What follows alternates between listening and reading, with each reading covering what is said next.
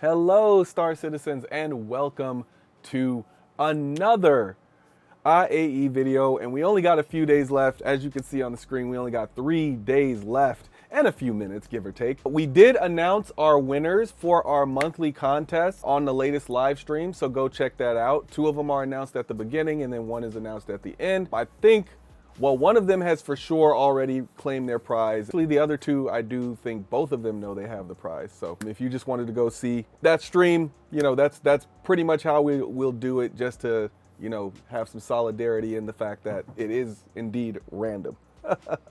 All right, let's just hop into this one. If you're subscribed, consider hitting that join button and getting a 25% chance of winning what we're giving away this year, or this month. Which I still can't announce yet because I still have to confirm some things. And then also I'm doing a special giveaway to my longtime subscribers. So if you've subscribed for 3 months and you've looked at least 20 videos and left comments and likes and stuff like that, I have a special contest going on for you where you can win a Starlancer tack. But that's only for longtime subscribers, at least 90 days subscribed. Yeah, that's specifically for them. Everybody else, including them, will be able to qualify for our big giveaway, which again, I can't announce yet, but yeah, it's gonna be great. But I hope you were subscribed in November, because you're not gonna qualify for that one either unless you were subscribed in November. And I said it a bunch of times. So yeah, I'll still give away, if you just happen to miss that November window for subscribing, I'll still have a prize for the people who subscribe this month. It just won't be as big as normal. And yeah, so we'll see what that one's going to be as well. I still got to decide what that one's going to be. We'll see. Maybe just a really nice CCU or something. No, it'll be an advanced starter. All right, let's get into it. Not much to see here. Last chance to do the free flight test. I think also if you go to IAE and you rent out a ship, I think that's what qualifies you to get the little giveaway that they're doing, the little reward. And then we have 4 ships that have war bonds and are also available to purchase: the Gemini, the Hammerhead, the Blue, and the A1 Spirit. Now, because this is all about, those are the only 4 ships that are available today, but they're mostly because of their war bond deals. So this is mostly going to be a war bond episode, so let's get to that. All right, we'll start with the Cutlass Blue and we'll work our way up. All right, so Cutlass Blue, this is $10. So I'm going to assume that there's a $5 option to get to it, but I don't know. Let's see. Nope, you got to pay 10 to get 10. So not a great one unless you need it to fill a spot. This is the closest you're going to get. So you got to pay $10 to get a $10 discount. Those are normally not great. It's a 50% discount kind of. Those, again, not great. But if you needed to fill a chain, I could see you getting one of these. Or if you just like to collect them like I do, I get 1 every time, and then I just kind of let them sit in my chains. And then in the future, maybe it'll come up and I'll need it, or it won't. And then if it sits in my chain for like more than a year, that's when I consider like dropping it out. That's the first one. Then we will go to our A1 Spirit upgrade. This one might be a little bit more useful. Let's see. All right, for this one, let's see what we got. This one is $15, and you have to pay, unless you have a Mark 1, which I really wouldn't do that because that's a limited ship now.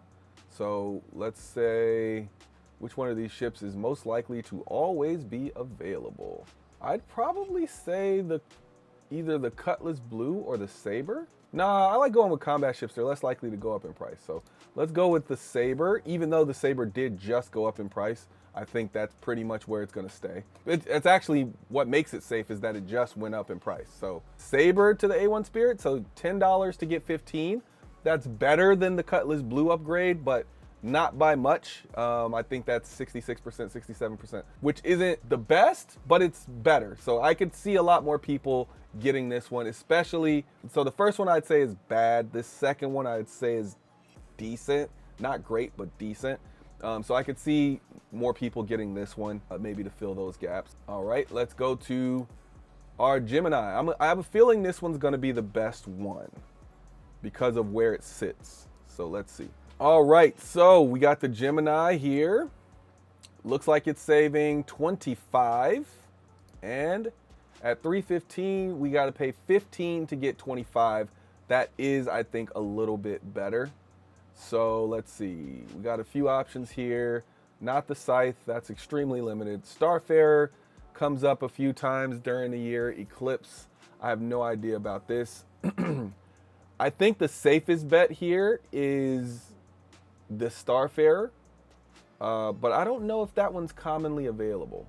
No, it is not. It is not commonly available, so I would probably go with the Eclipse. Both the Eclipse and the Starfarer have a chance of popping up throughout the year, but I think the Eclipse is the better one because you have it guaranteed twice that it's popping up, and it's going to be at Invictus and it's going to be at IAE. So at most, you'd have to wait 5 months to finish this one. 15 to get 25.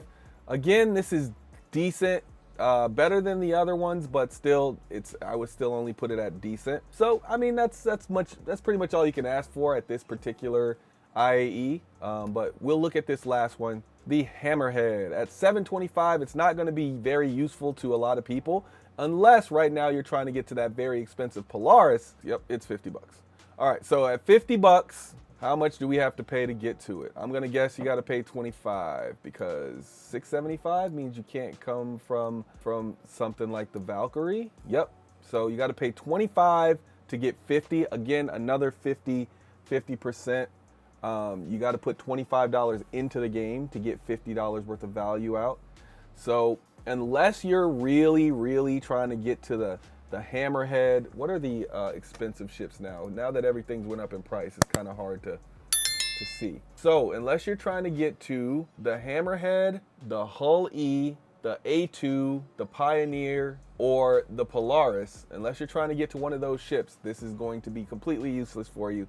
So don't get it unless you're trying to get to one of those ships. But if you're planning on getting one of those ships in the future, the $50 Warbond CCUs, you're pretty much going to get those every IAE. And maybe once during Invictus. So it's not a huge loss. I like to go more so for the $15 or $20 to get $50. But you know, if you're saving 50 bucks, so it's up to you. It's up to you if you wanna go for that. It's a big jump. It's a big jump. But this is kind of my problem with the IAE sale so far. It's kind of like these don't quite make sense.